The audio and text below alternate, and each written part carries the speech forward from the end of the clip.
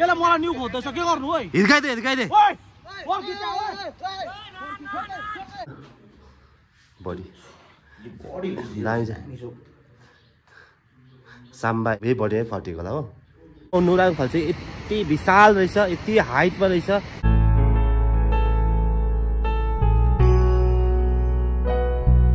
पुरा खेकपा जामिएको रहेछ बाइक झन्डै पल्टायो जति पनि बगेको पानी रहेछ नि सबै आइस भएर मेल्ट भएकै छैन फ्राइड राइसको इन्जोय गर्नुपर्ने हो फ्राइड राइससँग चाहिँ सुप पनि छ मेरो चाहिँ हेडलाइट पनि जलेन के भयो बल्दैन हामीसँग चाहिँ एकजना हाम्रो आगे राइडर जोडिनु भएको छ उहाँ चाहिँ उहाँ हुनुहुन्छ आगे तपाईँको नाम भनिदिनुहोस् एन्डी बोय बनाएर केही छैन हो एन्डी बोय बनाएर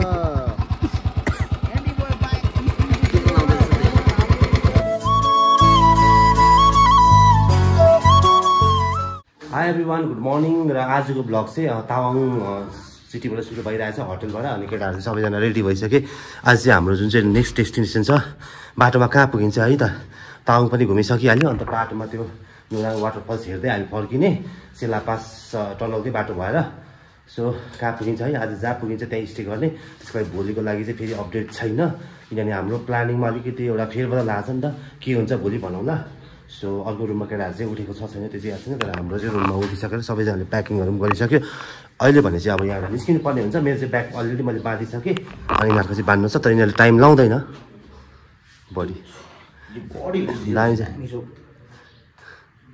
साम्बा यसरी यही बडी फटेको होला हो के हो साम्बा होइन सो त्यही हो अहिले अब एकैचोटि मोटर ब्लगको सेटअपमा भेटौँला है त यो चाहिँ यहाँबाट हिँड्ने बेला भइसक्यो अनि अर्जुनको बाइक पनि एकदम रेडी निस्किनु चाहिँ हामीले 6 बजी निस्क्यौँ भनेको थियो तर निस्किँदा चाहिँ अहिले 8 बज्न लाग्यो सो विशालको बाइक पनि रेडी अनि एकदम फुल प्याक लोड भइसक्यो अन्त रोशन विशाल अभिषेक पनि सो मेरो चाहिँ म अलरेडी एडभान्सै गर्छु सबै ब्यागहरू प्याक भएर अब निस्किनु मात्रै बाँकी थियो सो अहिले भने चाहिँ निस्क्यो है त टप बक्सले गर्दा चढ्नै अप्ठ्यारो यहाँ चाहिँ फ्युल अप हुँदैछ हाम्रो अब फ्युल अप गरेर चाहिँ डाइरेक्ट नुराङ वाटरफल्स जाने हो फुल अप अझै हाल न थोडा डालो सेला 77 किलोमिटर बोमदिला 180 तेजपुर 339 सो पुगिहालिन्छ तेजपुर त आरामले लाग्यो है Arunachal Pradesh by by thank you so much यति त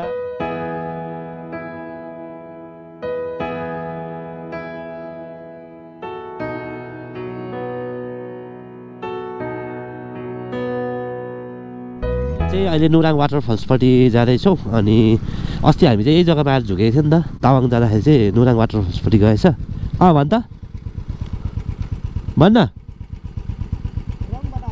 यहाँनिर चाहिँ नुराङ वाटरफल्समा पस्नुभन्दा अगाडि चाहिँ टिकट काट्नु पर्दो रहेछ 4 छ कति हो कितना होगा 6 जन का एक का कितना है 240 4 छ कि 24 एक का 40 ठीक है 240 करके एक का है ठीक है उसमें से काट दीजिए नुराङ वाटरफल्स घुमेरै जाने पर्ने भयो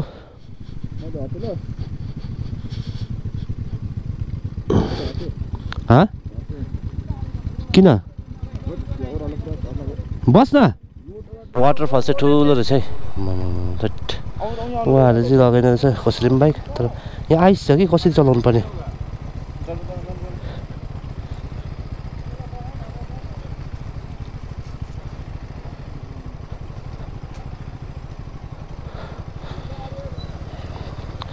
आइस रहेछ नि त त्यसले गर्दा चिप्लिन्छ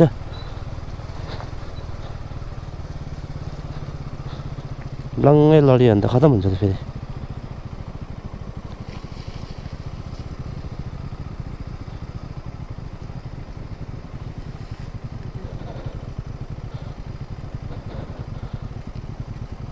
तावाङबाट लगभग 15-20 किलोमिटर राइड गरेपछि चाहिँ हामी नुराङ फल्स आइपुगेको छौँ नुराङ फल्स चाहिँ यति विशाल रहेछ यति हाइटमा रहेछ देख्न सक्नुहुन्छ आम्मा कति माथिको हाइटबाट आएको छ है यति अग्लो वाटरफल्सहरू चाहिँ सिक्किममा चाहिँ मैले देखिनँ तर यहाँनिर चाहिँ रहेछ क्या यति डरलाग्दो ठुलो अब यो चाहिँ अब सम्झिहाल्नुहोस् रेनी सिजनमा चाहिँ कति चाहिँ डरलाग्दो हुन्छ होला है यो आम्मा कत्रो चाहिँ छ सो त्यही हो अरुणाचलबाट चाहिँ हामी निस्किँदैछौँ आज चाहिँ अरुणाचलबाट निस्केर आसामपट्टि पस्छौँ होला यो फल्स चाहिँ तपाईँहरू पनि आउनुहोस् है अहिलेको चाहिँ समय भएको छ यस्तै 9 जस्तो मात्रै बजिरहेछ अनि वाटरफल चाहिँ यस्तो छ है त वाउ तर हामीलाई यो वाटरफलसम्म आउनुको लागि चाहिँ अलिकति त्यहाँनिर अफ रोड रहेछ कि त्यहाँनिर चाहिँ पुरा खेक्पा जामिएको रहेछ बाइक झन्डै पल्टायो अहिले लानु चाहिँ कसरी लानु टेन्सन भइरहेछ वाउ रिल्स बनाउने रहेछ नि त यो जग्गा त रिल्स बनाउने जग्गा रहेछ रिल्स फल्सको लेफ्टपट्टि आएको छु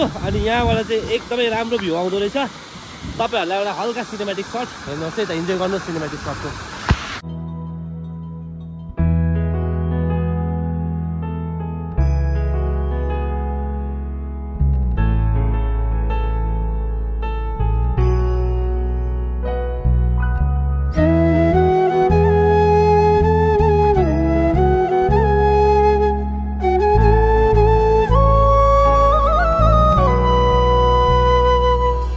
देखिहाल्नुमा नोराङ वाटरफल चाहिँ यस्तो रहेछ एकदम दामी रहेछ हो समरमा चाहिँ एकदमै राम्रो हुन्छ होला अनि अब भयो भने चाहिँ हामीलाई टेन्सन छ बाइक कसरी निकाल्ने है त बाइक चाहिँ एकदम खेक्पा जामिरहेछ त्यो खेक्पामा कसरी निकाल्नु पर्ने हो अघि पनि चिप्लेर झन्डै लड्यो अब यहाँ भने चाहिँ हाम्रो टी र ब्रेकफास्ट हुनेवाला छ केटाहरूले अघि अर्डर गरिसकेको छ तैँले त के लगाएर फोटो खिचेछ राम्रो आएछ त घाममा आँखा परिरहेछ बोल्नु भएको यताबाट एङ्गल मिला न एङ्गल क्यामेराको एङ्गल मिला न यहाँ घाम लागिरहेछ अब सोध त के छ भने नोराङ वाटरफल्समा आएर तैँले कस्तो फिल गरिस् अलिकति भन्न मैले जुन प्रकारको सोचेर जुन भिडियो अलिक पानी कम्ती भएछ हो र मैले अहिले चाहिँ अरुणाचली ड्रेस लगाएको थिएँ नि त अरुणाचल त्यो भ्लगमा आउँदैन त पारि खिसक्यो हो यो ड्रेस 100 रुपियाँ मात्रै पर्छ यो ड्रेस लगाएर खिचेको थिएँ केटाको केटीको 100 रुपियाँ ड्रेस पर्छ त्यो लगाएर मैले खिचेको ओके ल यसको पनि फेसबुकमा फलो गर्नु होला हो अनि यता बिरबल कस्तो नोराङ वाटरफल सेटिस तर मेरो चाहिँ फोटो खिचेन मैले खालि रिल्सहरु मात्रै बनाए भिडियोहरु फोटो किन नखिचेको खिचेको यस्तो लुगामा कहाँ हो त्यो हुन्छ सो अभिषेक विशाल कस्तो छ तिमीहरूलाई कस्तो लाग्यो नोराङ वाटरफल सबै घाँटी नै हराइजान्छ ल अब कसरी कुदाउने सेला पासमा अब म चाहिँ सक्स चेन्ज गर्न आएको छ यो सक्स त 5 दिनको लागि सुम्नु यो फोटो चाहिँ मैले एउटा शाहरुख खानको पोज हालेको छु त्यो चाहिँ सबैले सब्स्क्राइब गर्दै हेरिदिनु ल ल ल ल ल ल देख्न सक्नुहुन्छ नोराङ वाटरफल्समा चाहिँ हाम्रो म्यागी भइरहेछ ब्रेकफास्ट अहिलेको समय भएको छ 10 बज्न लागेको छ यहाँ म्यागी खाएर चाहिँ जाने ओह चिसो छ न चिसो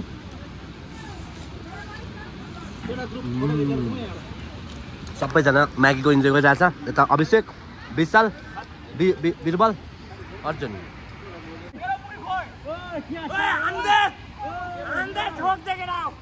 बाइक बाटोमा यति डरलाग्दो आइस भइरहेछ कि म यही लड्छ भनेर बाइक ल्याइन होइन केटाहरूले चाहिँ ल्याए दुईटा यसकै लागि मैले बाइक नल्याएको लड्यो भने केही हुन्छ भनेर यसले मलाई न्यू खोज्दैछ के गर्नु है हिर्काइदे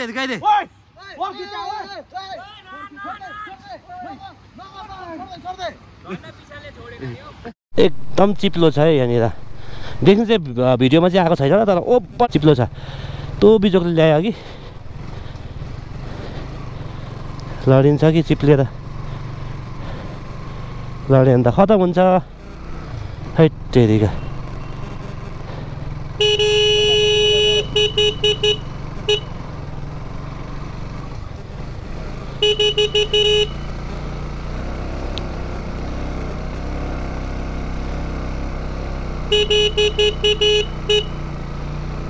तेरिका खेक्पा जामेर सानो चिप्लो छैन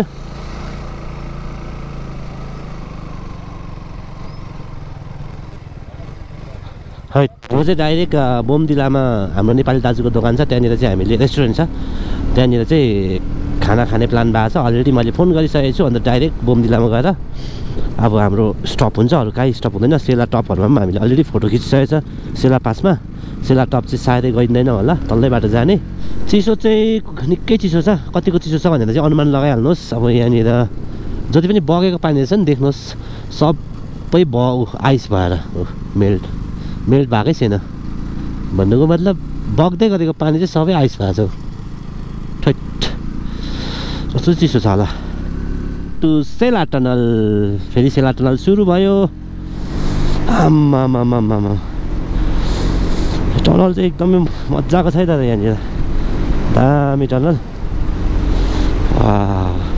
सेला टनल पनि क्रस गरियो पारीको पहाड चाहिँ यति डरलाग्दो पहाड पुरै सिधै फुल्ली ठाडो छ, ठाडो पहाड, चिसो एकदमै चिसो। लगभग बुमदिला पुग्न लागेको छौँ। बुमदिला चाहिँ यहाँदेखि 28 किलोमिटर छ। केटाहरू चाहिँ पछाडि छ, म चाहिँ अलिकति स्पिड आयो अगाडि। अनि किनभने फोन चार्ज गर्नु छ नि त, पछि टप बक्समा हालिरहेको छ, त्यो निकाल्नु लागि म अलिकति अगाडि आएको। बुमदिला पुग्नुलाई खालि 15 किलोमिटर, तर यो आर्मी गाडीले तनाव बनायो। कमसेकम 50-60वटा जस्तो ओभरटेक गरिसक्यो, तर पनि अझै छ पछाडि अगाडि। आम्मामा टैटेरीको कत्रो के लिएर दिन्छौ। सिफ्टिङ हुँदै रहेछ है, क्या त्यस्तै लाग्यो मलाई। अब यहाँ जाम लाउँछ ढिलो गऱ्यो भने, यस्तो टर्निङ छ। फाइनली 5 घन्टाको राइड पछि चाहिँ हामी फेरि आइपुगेको छौँ आशा हिन्दू होटेलमा। सो केटाहरू चाहिँ पछाडि छ अनि हामी चाहिँ फोन चार्ज गर्नुपर्छ भने अलिक छिटो गरेर आएको। सो बाइक यहाँ पार्क गरेछु। अहिले भने चाहिँ टी खाउँ है त। अहिले भने चाहिँ हाम्रो केटाहरू पनि आइपुग्यो, किनभने हामी चाहिँ किन छिटो आएको भन्दाखेरि चाहिँ हाम्रो मोबाइलहरू चार्ज गर्नु थियो, अन्त अरू पनि काम थियो दिदीको होटेलमा। र हाल यहाँ बाइक उता भित्तामा हाल्न, ए आउँथ्यो हाल्न, उयो आउँथ्यो। ए त पुलिस थाना रहेछ, पुलिस थाना मार्छ त्यो। बुमदिलामा नेपाली दाजुको होटलमा खाना खाइरहेछ। एकदम थकाली पाउँदो छ, एकदम दामी हो, मिठो एकदम। म पनि दिउँसो खाना नखाने, आज त खानै खाएँ थकालीले गर्दा। अनि केटाहरूले चिकन खायो, चिकन छ यहाँ हो। रोशन पनि यता अर्जुन वीरमा, अर्जुन चाहिँ अलिकति सन्चो छैन, त्यही भएर अलिकति प्रब्लम भइरहेछ त्यसलाई।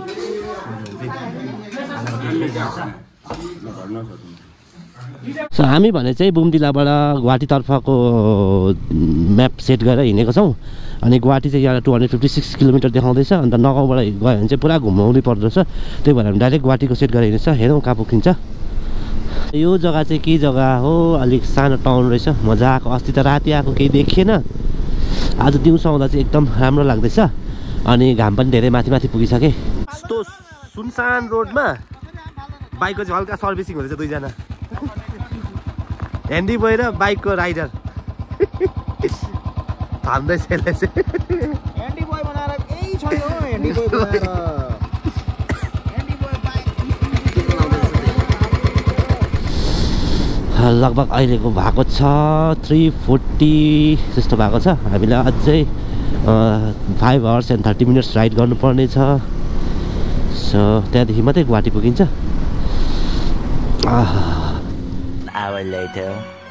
अहिलेको चाहिँ लगभग भएको छ बेलुकाको 5। अनि मेरो चाहिँ हेडलाइट पनि जलेन, के भयो बल्दैन।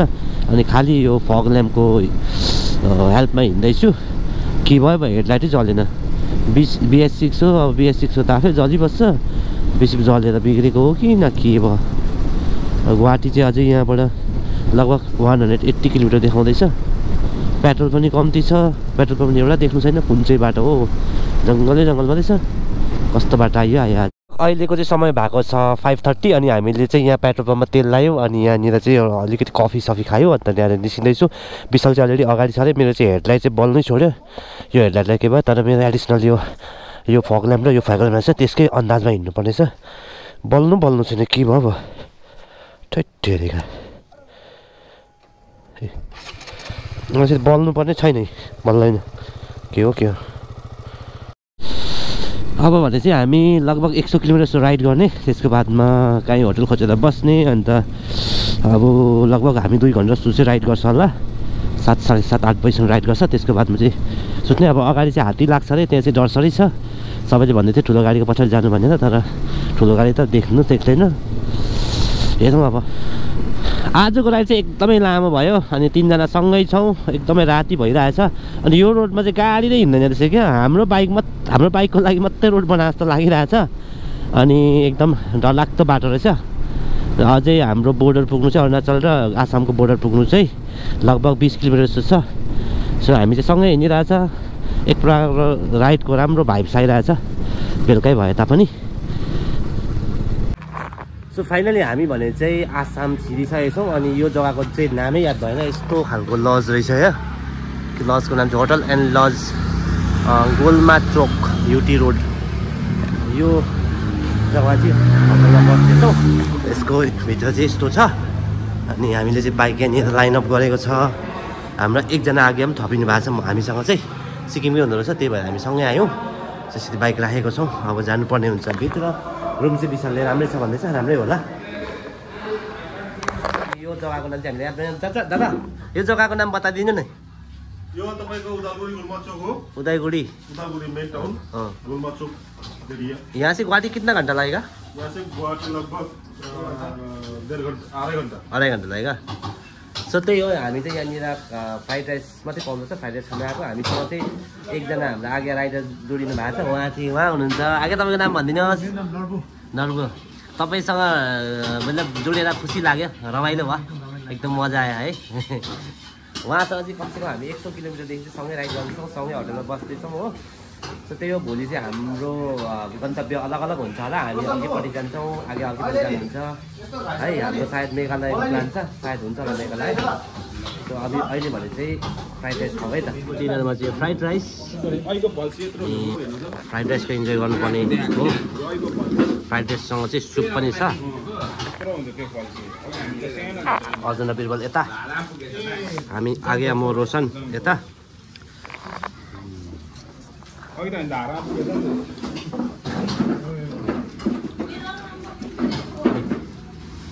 दामी हामी एउटै रुममा बस्ने भयो अन्त यो चाहिँ ठुलो बेड रहेछ यहाँ पनि 3 जना आँट्ने त्यहाँ पनि 3 जना आँट्ने एउटा सोफा पनि रहेछ यहाँनिर आज हाम्रो बसाइ सबैजनाले लुगाहरू फेर्नुमा बिजी अनि अलमोस्ट अहिलेको समय चाहिँ 8 बजिसक्यो र आगे चाहिँ पल्लो रुममा बस्नु भएको छ त्यही अब यहाँनिर 3 जना त्यो 3 जना सुत्नुपर्ने हुन्छ अनि चार्ज चाहिँ भएन यो एउटै पोइन्टमा मात्रै लाइन आयो क्या अर्को पोइन्टमा चाहिँ लाइनै आएको छैन म चाहिँ अब एक्सर्साइज गर्न जानुपर्ने हुन्छ